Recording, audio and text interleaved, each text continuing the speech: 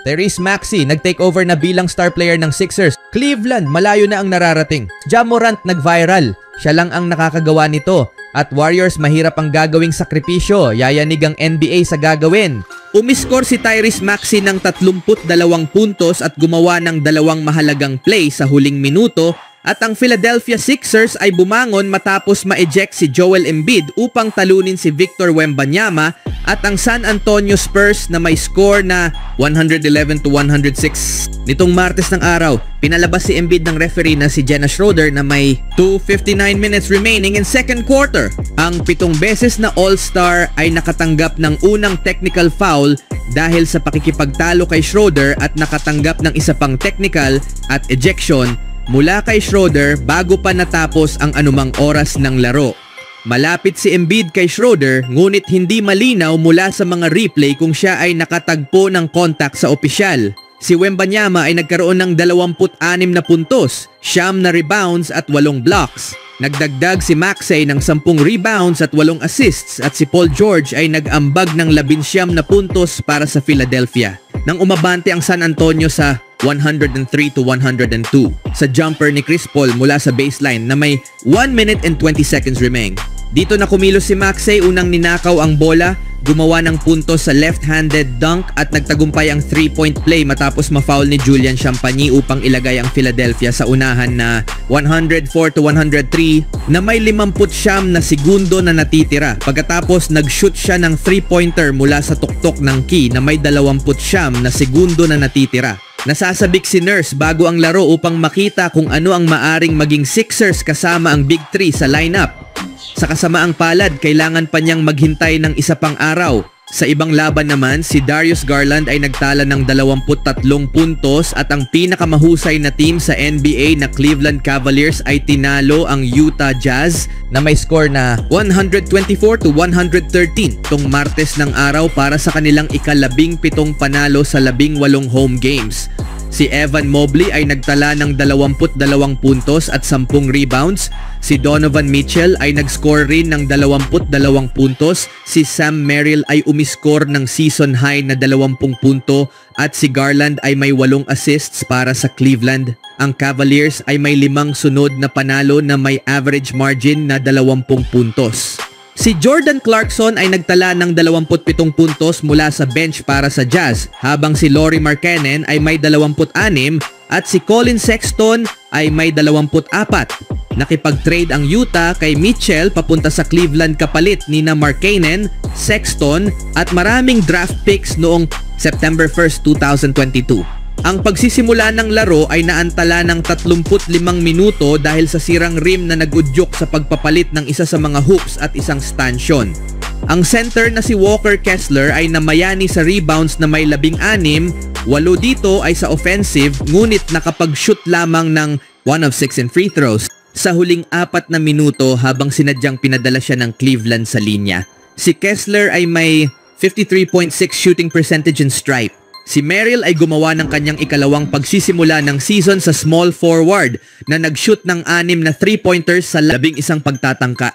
Ang produkto ng Utah State ay nag-score ng 14 na puntos sa unang 8 minuto ng ikatlong quarter na nagbigay sa Cleveland ng unang double-digit na kalamangan. Mahalagang sandali, si Georges Niang ay nag-score sa isang backdoor layup na may 52 segundo na natitira. Pagkatapos ay ninakaw ang bola mula kay Clarkson at inihagis ito kay Caris LeVert para sa isang dunk sa kabilang dulo upang itulak ang kalamangan ng Cleveland sa 122-113. Si Sexton na nag-spent ng kanyang unang 4 na season sa Cleveland ay may ika-5 pinakamataas na average ng puntos sa kasaysayan ng Cavaliers na 20 puntos. Sa likod lamang nina LeBron James 27, Mitchell 27, World Free 23 at Kyrie Irving 22. Sa sumunod na laban naman nitong Martes ng araw, ang Memphis Grizzlies ay nakikipaglaban sa LA Clippers sa kanilang tahanan. Sa first half, nagkaroon si Ja Morant ng isang malaking block na umani ng maraming views sa social media. Si Morant ay nagtala ng 11 punto, 3 rebounds, 3 assists at 1 block habang nag-shoot ng 4 sa 10 mula sa field at 2 sa 5 mula sa 3-point range sa kanyang unang 14 na minuto ng paglalaro. Maraming mga tagahanga ng NBA ang tumugon sa malaking highlight. Isang fan ang nagsabi, naaalala ko ang isang kilalang number 23 sa kanyang prime. Grabe, isa ito sa mga pinakamahusay na blocks na nakita ko sa larong ito, shish.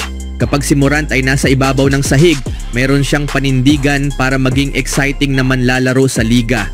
Bilang isang patunay, nag-viral rin ang 360 layup niyang ito. Wells to a cutting Morant, a 360 spin in the bank. Holy cow! The focus to find the rim again. When he makes the spin, he is already starting to this here. Shot Morant. But watch how he ang two-time NBA All-Star ay pumasok sa laro na may average na 21.2 points, 4.6 rebounds, 8.1 assists at 1.2 steals per game while shooting 44.9% from the field at 30.9% from the 3-point range in 17 games. Ngayon, ang Grizzlies ay isa sa mga pinakamahusay na team sa NBA. Pumasok sila sa laro na may 20-9 record in 29 games na nagbigay sa kanila ng pangalawang pwesto sa Western Conference. Sa huling 10 laro, ang Grizzlies ay nanalo ng 8 at sila ay nasa gitna ng isang 2 laro na winning streak. Sa pagkakataon na ito, sila ay nahulog sa Clippers sa score na 110-114. Anong masasabi niyo mga kaibigan sa paglalaro nitong ni Morant? Sa ibang balita naman, sa isang mapait na pagkatalo ng Warriors laban sa Indiana Pacers, nagkaroon muli ng pag-aalala ang team kung sila pa ba ay matatawag na contender. Ngayon, isang trade na dating itinuturing na imposible ay ngayon isang tawag na lang ang layo, na kung saan si Anthony Davis papuntang Golden State Warriors. Bagay na magdesisyon ang Lakers na tapusin na ang LeBron AD era at magsimula ng rebuilding dahil na rin sa kung paano titignan ngayon ang lagay ng Lakers. Inuulat magsisimula ang negosasyon sa Warriors sa pamamagitan ng telepono. Ang trade na AD papuntang Golden State ay isang ideyang isinulat ni Dan Favale ng Bleacher Report nitong araw.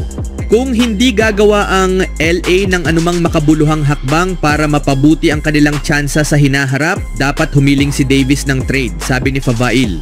Baka may dahilan si LeBron na manatili. Malapit na siyang mag-4 na po, nakapagtala na siya ng 4 na titulo. Kasama pa niya sa team si Bronny James, ang anak niya. Pero si Davis ay 31 na at malapit nang maging 32 taong gulang. Nasa isang kakaibang yugto siya kung saan nasa rurok pa siya ng kanyang laro pero tumatakbo na ang oras. Gusto niyang maglaro para sa isang contender. May usap-usapan na gagawa sila ng trade kay Davis, no, sabi ni Favale. Ang pagkuha kay AD ay gagawa sa Warriors na isang contender. Kaya niyang maglaro sa frontcourt kasama o walang si Draymond Green at may mga kasanayan siyang magagamit kahit wala sa tradisyonal na pick and roll na sistema. Hindi pa ganoon kataas ang kanyang kakayahang magtayo ng laro kapag wala si Stephen Curry sa court. Pero kaya ng Golden State na makakuha ng sapat na puntos sa mga sandali na ipapares siya kay Dennis Schroeder. Masakit man mawalan ng 3 first round picks, 2 swaps, si Kuminga at si Wiggins. Pero kailangan gawin pa rin ang deal na ito.